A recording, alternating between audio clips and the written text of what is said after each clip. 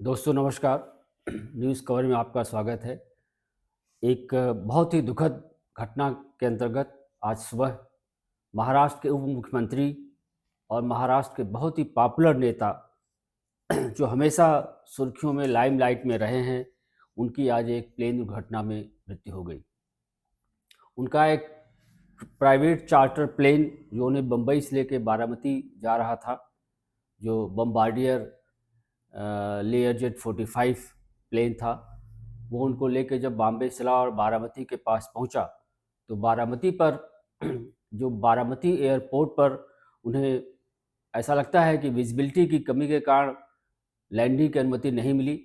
उसके बाद उन्होंने एक राउंड अबाउट लिया और पुनः दोबारा जब उन्होंने लैंडिंग लेनी चाहिए और जब उन्हें अनुमति मिली, जब उसे वहाँ के ऑपरेटर्स ने पूछा कि क्या आपको रनवे दिखाई दे रहा है, और जब उन्होंने कहा कि हाँ रनवे दिखाई दे रहा है, उसके बाद जब वो लैंडिंग लिए तो किसी वजह से वो लैंडिंग उनकी रनवे की पट्टी पर नहीं हो पाई और प्लेन उनका बगल के खेत में जा गिरा, जहाँ कि गिरते ही उसमें आग का गुबार उठा। उसके बाद धुआं-धुआं हो गया और इतनी तेज़ आग लगी थी कि उसमें अजीत पवार के साथ बैठे 4 अन्य लोग, जिसमें दोनों क्रू मेंबर्स, पायलट्स, दोनों पायलट्स और एक उनका सिक्योरिटी गार्ड और दूसरा असिस्टेंट, ये 4-5 चारों पाँचों लोग जो थे उनकी सबकी मृत्यु हो गई। ऑन द स्पॉट उनकी डेथ हो गई। और ऐसा माना जा रहा है कि एयरक्राफ्ट में की को विजिबिलिटी नहीं मिलने के कारण ये हुई है, क्योंकि एयरक्राफ्ट के मालिक जो वीआरएस इंटरप्राइजेज़ का था, वो एयरक्राफ्ट उसके मालिक वीके सिंह ने बताया है कि उस बहुत ही अप टू डेट कंडीशन में था और वेल मेंटेन्ड था, और जो पायलट्स थे वो बहुत ही एक्सपीरियंस थे।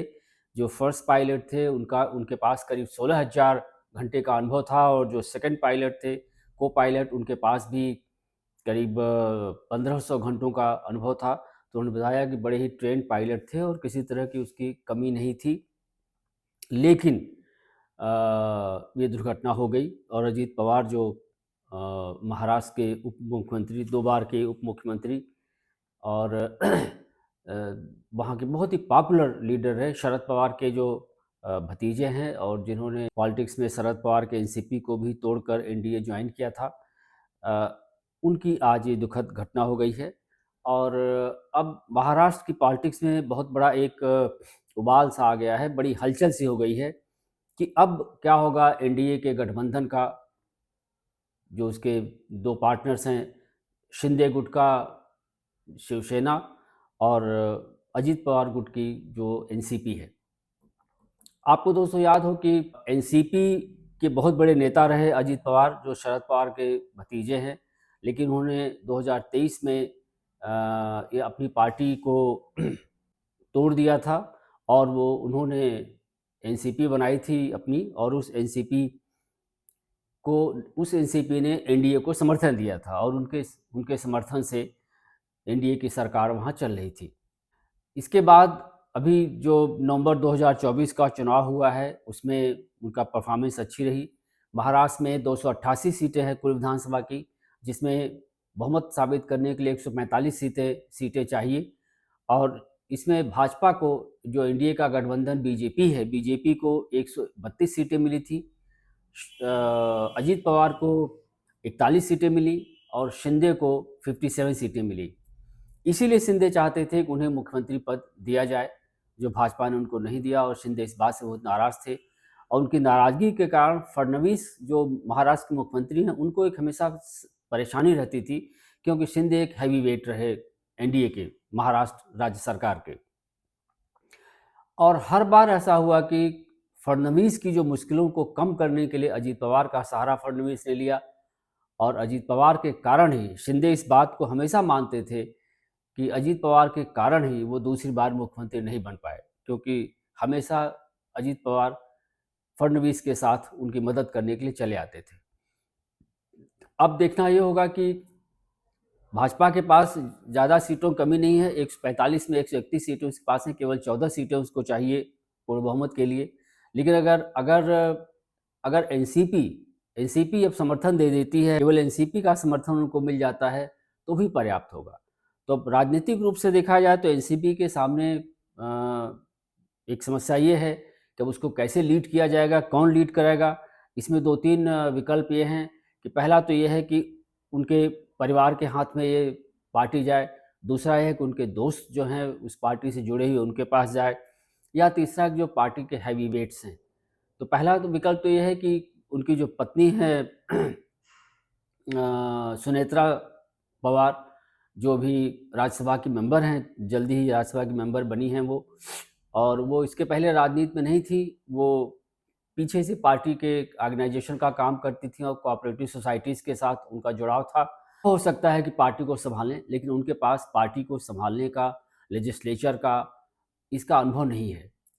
दूसरा है कि उनके बेटे, जो बड़े बेटे पार्थ और जय हैं, उनको दिया जाए, लेकिन पार्थ और जय के पास कोई अनुभव नहीं है। पार्थ 2019 में लोकसभा का चुनाव लड़े थे और हार गए थे, इसलिए उनका जो पॉलिटिकल इम्पोर्टेंस थी वो कुछ घट गई है। और उनके दूसरे बेटे जो जय हैं, वो उनका राजनीति में इंटरेस्ट नहीं है, इसलिए वो उनके आने की संभावना भी बहुत कम है। दूसरे जो मित्र लोग हैं पार्टी के, उसमें सबसे बड़ा नाम जो आता है वो प्रफुल्ल पटेल का है। प्रफुल्ल पटेल शरद पवार के बड़े करीबी माने जाते थे, और दूसरी पार्टियों से जब उनको कोई चर्चा वार्ता करानी होती थी तो प्रफुल्ल पटेल को आगे किया जाता था। इसलिए दूसरी संभावना यह है कि प्रफुल्ल पटेल के हाथ में पार्टी दे दी जाए, और कुछ दिनों के लिए दे दी जाए, क्योंकि प्रफुल्ल पटेल लॉन्ग टर्म के लीडर नहीं है, कि उनकी अपनी फॉलोइंग नहीं है। इस बात को हमें स्वीकार करना होगा। इसलिए हो सकता है कि जो उनकी वाइफ है अजीत पवार की, वो कुछ दिनों के लिए प्रफुल्ल पटेल से कहें कि आप इस पार्टी को संभालिए, और जब ऑर्गेनाइजेशन दुरुस्त हो जाता है तो वो उस पार्टी की कमान ले सकती हैं। तीसरा, उसमें और भी बड़े नेता हैं जो शिवसेना के बैकग्राउंड से आने वाले नेता छगन भुजबल हैं। अब वो एनसीपी में हैं, उन्होंने अजीत पवार का साथ दिया था और वो भी एक हैवी वेट है। तो उनके लिए एक दिक्कत उनके सामने है कि हालांकि उनके पास अनुभव बहुत बड़ा है, ऑर्गेनाइजेशन का अनुभव, लेकिन उनके साथ दिक्कतें हैं कि वो करप्शन के केस में जेल में गए थे, और जब से वो जेल से बाहर आए हैं तब से उनकी जो जो जो एक्सेप्टेबिलिटी है राजनीति में, वो थोड़ी घट गई है। तो दोस्तों, ऐसे हालात में अब देखें कि कौन से क्या होता है और किस तरह से एनसीपी आगे बढ़ती है। एनसीपी के पास दो विकल्प है कि एनसीपी या तो शरद पवार के गुट में चली जाए, इसकी संभावना भी है, और दूसरा यह है कि वो एनडीए का समर्थन दे। एनडीए चाहेगी कि एनसीपी उनका समर्थन दे।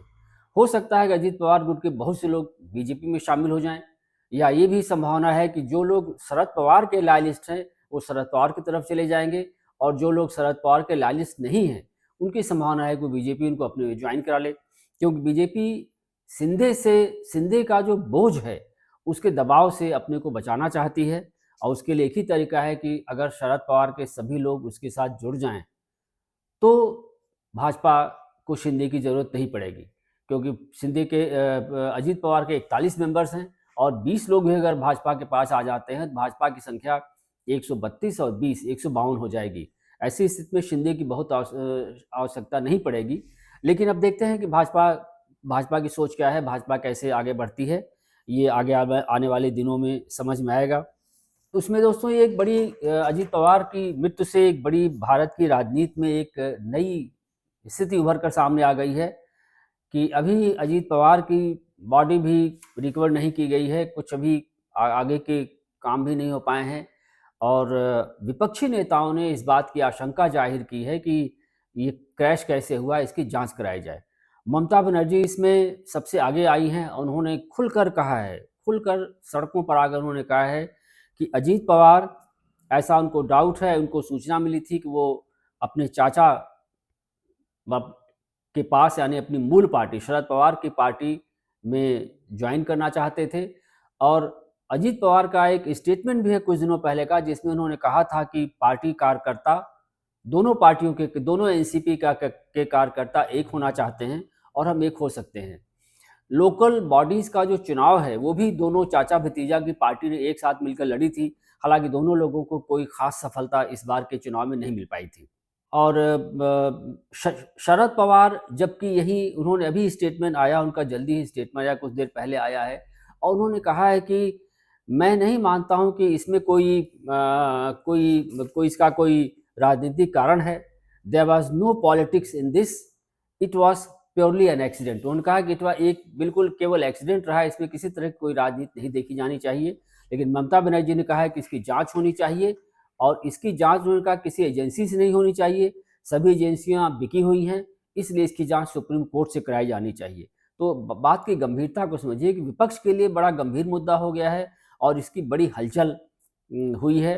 भाजपा भी ने तुरंत पलटवार किया है कि ममता बनर्जी जो है विकृत मानसिकता के नेता हैं, इसलिए ऐसा कह रही हैं।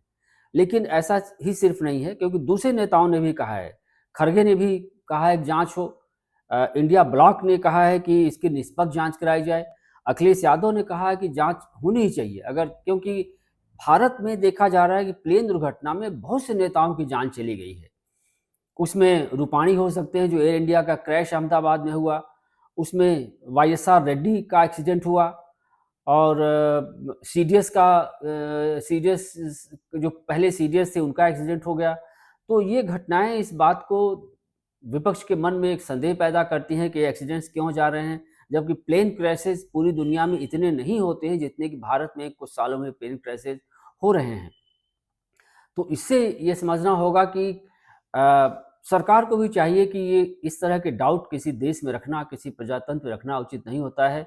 मैं समझता हूँ कि सरकार इसमें 2 कदम आगे आएगी और बिल्कुल इसकी जांच करा के सभी लोगों को ये आश्वासन दे देगी कि ये प्लेन क्रैशेस किसी टेक्निकल गलती से हो रहे हैं, जिनको सुधारा जाएगा, रनवे सुधारे जाएंगे, ऑटोमेटेड सिस्टम्स लगाए जाएंगे, ये सब किए जाएंगे। ये और किसी तरह का कोई हाथ, किसी की साजिश, किसी की गुंजाइश इसमें नहीं है। ये सरकार को क्लियर कर देना चाहिए, और इसके बाद ही जाकर के लोगों को सरकार पर भरोसा बनेगा। इसमें सरकार का भरोसा बहुत ज़रूरी है कि सरकार सबको भरोसे में ले, और ये घटना बहुत ही दिल दहला देने वाली है। इसलिए सभी से उम्मीद है, सभी विपक्ष के लोगों से उम्मीद है कि इतनी जल्दी इसको साजिश का मुद्दा न बनाएं, इसमें थोड़ी जांच होने दें, ब्लैक बॉक्स को बाहर आने दें, और सरकार से उम्मीद है कि सरकार इसकी निष्पक्ष जांच करा के सभी लोगों के संदेहों को बंद करा देगी। तो दोस्तों धन्यवाद, क्योंकि ये घटना बहुत अर्जेंट थी, इसलिए तुरंत ये वीडियो बनाया गया। आप इसे उम्मीद इसे लाइक करिए, शेयर करिए। धन्यवाद, थैंक यू।